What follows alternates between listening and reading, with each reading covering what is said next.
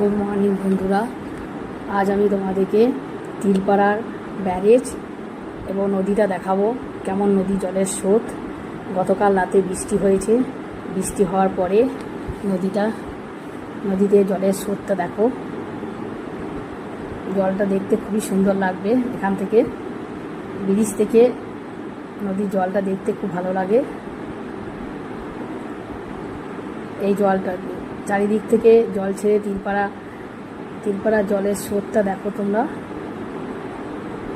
এটা অনেক গ্রাম দিকে জলটা চলে যাচ্ছে, গ্রামের নদীতে এদিক থেকে জলটা। এটা হচ্ছে আমাদের তিলপাড়া ব্যারেজ।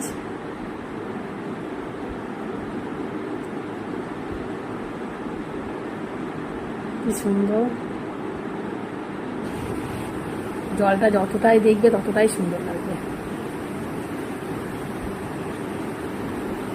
তিলপাড়া এখন আটল দেখা গেছে, তাই মানুষজন এখন হেঁটে হেঁটে এখানে যাতায়াত করছে, ব্রিজের এই পার থেকে ওই পার। তারপর থেকে সবাই বাস ধরছে।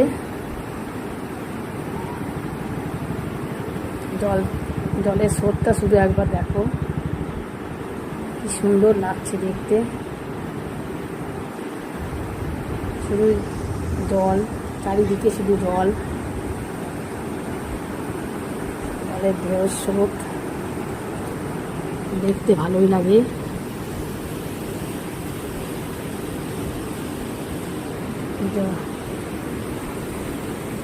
এই নদীটা একদম গ্রামে বড়াম এই নদী হয়ে চলে যাচ্ছে সুবলপুর।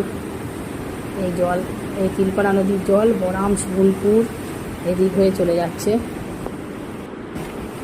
এরপর বাসে কতগুলো গ্রাম তোমরা দেখাবো। তিলপাড়ার আশেপাশে অনেকগুলো গ্রাম আছে, যে গ্রামগুলো খুবই সুন্দর, সবুজ গাছপালা। কালকে বৃষ্টি হওয়ার পর যেন প্রকৃতি আরও সুন্দর হয়ে গেছে।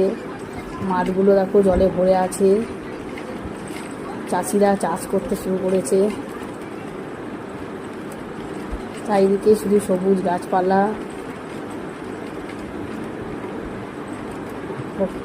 দেখতে পাবে। প্রকৃতি যেন সবুজে ভরে গেছে।